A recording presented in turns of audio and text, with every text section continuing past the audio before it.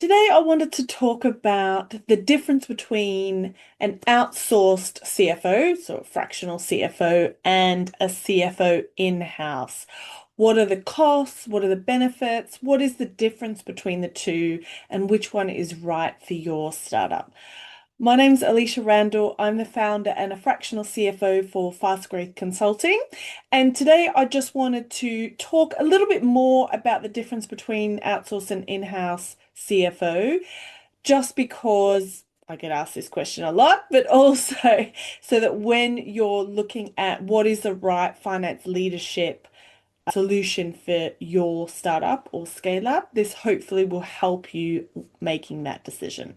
So if you are scaling a startup, sooner or later you're going to hit that tipping point where you've really outgrown your bookkeeper and tax accountant and you need real financial leadership. My suggestion would be, unless you're in a really long tail company, say medtech, maybe even fintech, where it takes quite a long time to get product market fit. Aside from those industries, I would say that you ideally want financial leadership once you've achieved product market fit. So you've tested your product, customers love you. It's now time to really do a seed round or potentially seed fundraise or potentially really invest in sales and marketing.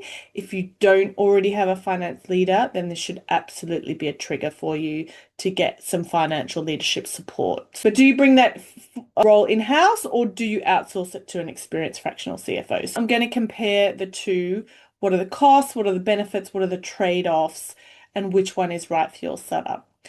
So the first question, maybe we just take a small step back and say, what does a CFO actually do in a startup? So this isn't a corporate finance director role, a tax accountant, an auditor. Rather, a startup CFO is very strategic, should be very hands-on, and very commercial.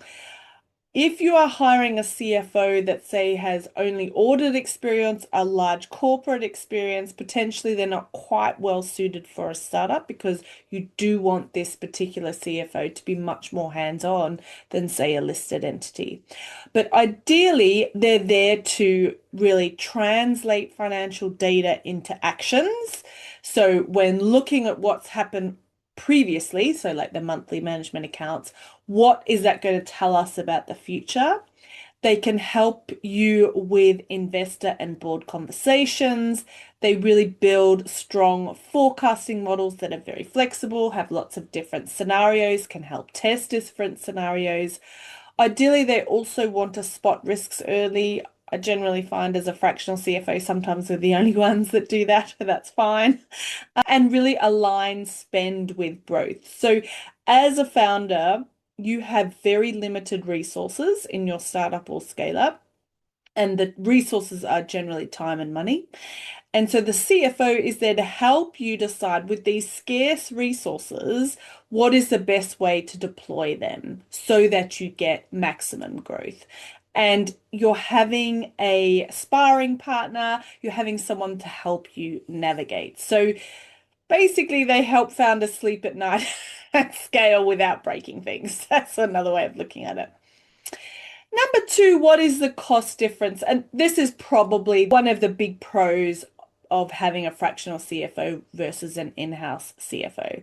So in the UK, a CFO in-house's gross salary is easily between 120 for a very junior, 120,000 up to about 200,000 pounds per annum, plus bonuses, plus your employer's national insurance, your pensions, benefits. So if you're adding all those things in, you're looking at about 150 to 220,000 pounds per year. Or if you prefer, 12 and a half to say 18,000 pounds per month. Just as a side note, if you're ever trying to understand how much a hire is going to cost, we do have a hiring calculator that is for free that helps you make those calculations. So we'll leave a link below and you can click on that. I've also talked about that in a video, which I'll leave above. Outsourced CFOs, depending on how much time, how big the scope is, are anywhere between, say, £2,000 to £6,000. So that's about 23 to £84,000 per year at the top end. That is still significantly cheaper than a permanent hire. So if you're pre-Series B, and especially if you've got, say, less than 50 people, I will say it rarely makes sense to hire a full-time CFO. Not only are they incredibly expensive for that early stage, and again, you have a limited amount of resources, so you do want to be quite careful with those. To be brutally honest, your full-time CFO will probably be bored. They don't have enough to do. So you really do want to consider that fractional route. Number three is access to a broader expertise. And this is the other big thing that I would also say the benefit of having a fractional CFO. If I think about fast growth consulting, if you're hiring us, for example, you're getting more than one person. So with us, you have an access to a much broader finance team as well as your go-to strategic CFO. So you have the support of finance directors, you have modelers that are really great at it, you have tax accountants and bookkeepers. So there's a lot of specialists in the team where you're getting those skills. One person can't have all the skills, but one person knows where to get those skills. And if they're in-house, they're much easier and quicker to find. You get access to a whole system, collective knowledge, and not just one individual. As startup finance teams are generally quite lean, it's impossible to expect one individual have all the answers and also to be skilled at all the things. So when you're dealing with a broader team, each person, you can tap into their specialist skill as well. The other benefit with a fractional CFO is they are working with multiple clients. They know what good looks like. They know what investors are expecting. They are constantly working with new people, new clients, lots of startups. It's very important that we know what is the best methods, the right software. They have a collective knowledge that you can really tap into. So again, one individual may struggle to be able to do that, but when you're dealing with fractional CFOs, because they're dealing with lots of clients, they really can keep their ear to the ground about market norms, new software, new ways of implementing things, and updates such as tax updates and all these different skills. Number four is speed and flexibility. So a fractional CFO or outside CFO usually can start within a week or two once you have had the initial chat. There's no 3-month recruitment process. There's no long onboarding. There's no equity negotiations. You don't have to wait for them to give notice. You also get flexibility. So you can really ramp up hours pre-fundraise and then drop back down once you've closed. So without having to restructure or renegotiate contracts. So this is particularly useful for startups, not just fundraising, but general workload and projects that need to be implemented aren't necessarily required at a steady pace throughout the year. Generally, there's an urgent need for hands on deck 1 month and then a light touch the next month. And with an outsourced team, this is much easier. The way that we onboard clients, for example, we generally have a conversation. I would send a proposal, potentially might have another follow-up call. And if there's alignment there, then we can basically start the following week. So it's very quick. It can be as quick as 1 to 2 weeks. And then we have multiple different retainer offerings. Some of them are very light touch, say a couple of days a month, and some of them are much heavier touch. It might be 2 to 3 days per week. And with a lot of our clients, after 6 months, we may re-look at the retainer level and go up or down, and you can do that quite quickly. Number five is objectivity and strategic clarity. So an outsourced CFO really does come in with fresh eyes. So we're not embedded in internal politics at all. We see multiple startups grow and stumble. We know how to get to the root of financial issues quickly. And generally, when we come across problems within the clients that we take on, I hate to say that, but a lot of the time it's been there, done that. We have had this problem before. It's not unusual for us to have dealt with this problem. We know how to do that. So we're not there to protect turf. We don't get political. Instead, there are just problems to fix, and we want to fix them as quickly as possible. Number six, in-house CFOs do offer continuity and culture fit. So to be fair, I can't just say how amazing outsourced CFOs are when I am one. In-house CFOs do have their benefits, of course. If you're a startup CFO already at, say, 15 million plus revenue with a senior leadership team in place already, lots of complex operations, a permanent CFO then brings consistency. They can take on people leadership and board relationships full time. They can bed into your culture and grow with the business. And obviously, that's very valid for a scale up.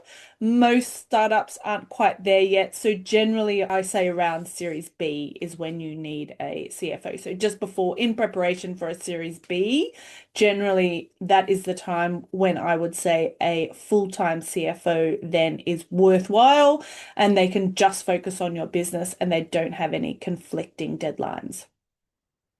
Number seven, I would say investor expectations are changing. So investors used to push for a CFO by Series A, but I would say these days they really do want evidence that you have financial control and forward visibility, but not necessarily a full-time CFO. And in fact, many VCs or investors are happy, if not relieved, to see an experienced outsourced CFO already working with the founder, getting things cleaned up, preparing for a fundraise, and it just gives them confidence that the numbers are in order and they're more likely to trust the numbers than not. So we get actually quite a few referrals from investors who just want someone experienced to come in, give the founder and start up the financial control and leadership that they need quite quickly. Number eight is when to switch from outsourced to in-house. So we usually advise startups to bring a CFO in-house when, as I said, you're raising for a Series B, probably when you've got a team of about 100 plus. Finance is really touching every part of the organization daily. You need full-time commercial leadership, capital strategy, team management internally. Until then, an outsourced CFO gives you the breathing room to build those foundations, stay agile, and prepare for the next stage. But once you get to these bigger issues, then definitely bring someone in-house. I would say if you want more detail on how to structure your finance team the right way, I did do a post on that, and I'll leave a link for that above and below. Number nine, the hybrid model. So there's also a middle ground where you can keep the outsourced CFO but bring an in-house, say, head of finance or financial controller. That's a very common route, and we generally recommend that around the 5 million revenue mark.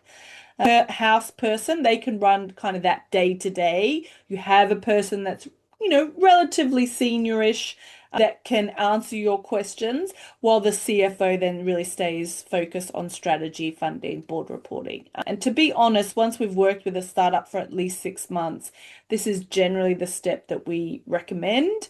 Also, because I train new and aspiring CFOs with both my book and a course, I often act as a mentor to this new finance hire and help them grow into a more strategic within your business. So there is that continuity there, because ideally the person that's working for you, you want them to have the knowledge, you want them to grow. It's actually quite exciting to have that as an offering, a way of retaining your head of finance person is to dangle the carrot that if they're able to put in the work, they can definitely become a finance director and if not the CFO of the business in the future.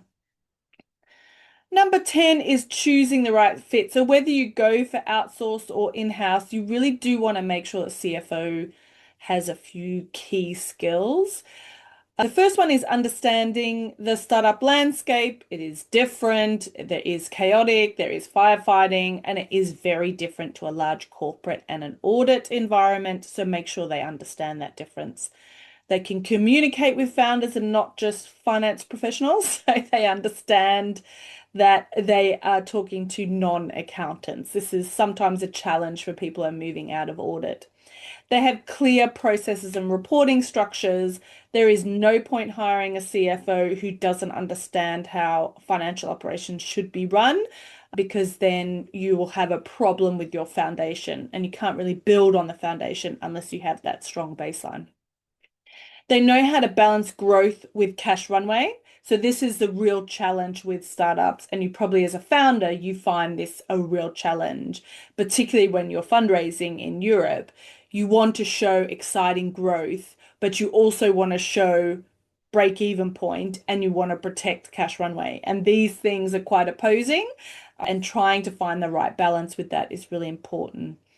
And ideally, you want to find someone that can scale with you or help you hire someone who can.